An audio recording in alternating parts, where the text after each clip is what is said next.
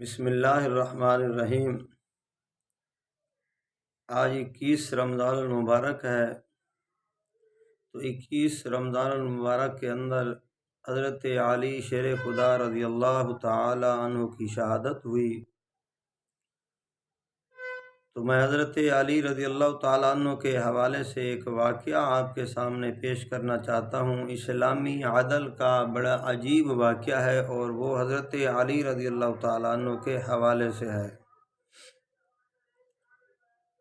ایک مرتبہ حضرت علی رضی اللہ تعالیٰ عنہ کی زرہ گر گئی تھی، تو وہ زرہ کسی یہودی کے ہاتھ لگ گئی۔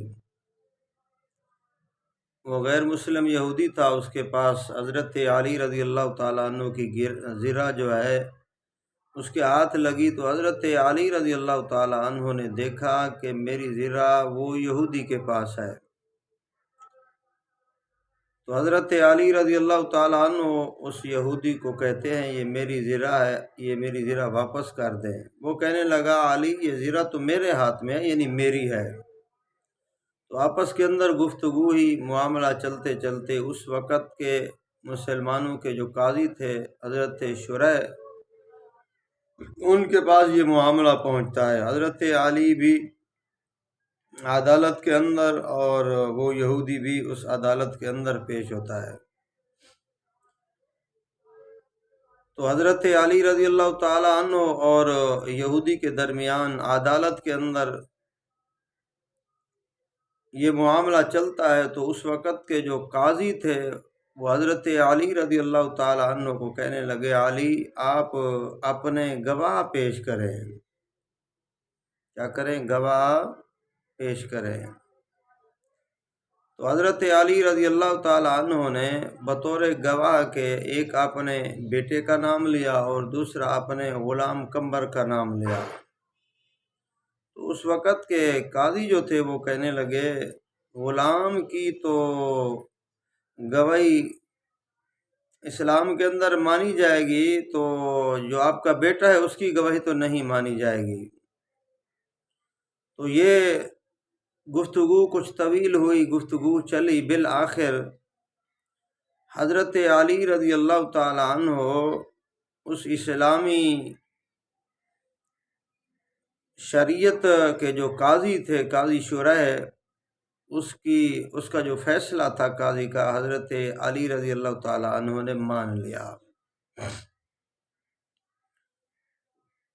دونوں نے مان لیا، تو اس یہودی نے وہیں کھڑے کھڑے وہ زرہ حضرت علی رضی اللہ تعالی عنہ کے حوالے کر دی، اور وہ کہنے لگا کہ مسلمانوں کے قاضی جو ہیں، شریعت اسلامی کے قاضی، مسلمانوں کے قاضی، انہوں نے جو فیصلہ کیا ہے اس کو حضرت علی رضی اللہ تعالیٰ عنہ نے بھی مان لیا ہے، اور یہاں فیصلے پارٹی بیس پہ نہیں ہوتے، یہاں فیصلے میرٹ پہ ہوتے ہیں۔ اسلام ہمیں پارٹی بیس کے اوپر فیصلے کی اجازت اس لیے نہیں دیتا کہ اگر پارٹی کا کوئی بندہ غلط ہے تو اسلام یہ نہیں کہتا کہ آپ اس پارٹی کے جو شخص ہے، بندہ ہے، اس کے حق میں فیصلہ دے دیں۔ اسلام پارٹی وارٹی کو نہیں دیکھتا۔ ہاں، اگر کوئی پارٹی کا بندہ انسان حق پر ہے تو وہ تو اور بات ہے، اگر وہ حق پر نہیں تو اسلام حق کے مطابق، انصاف کے مطابق فیصلے فرماتا ہے۔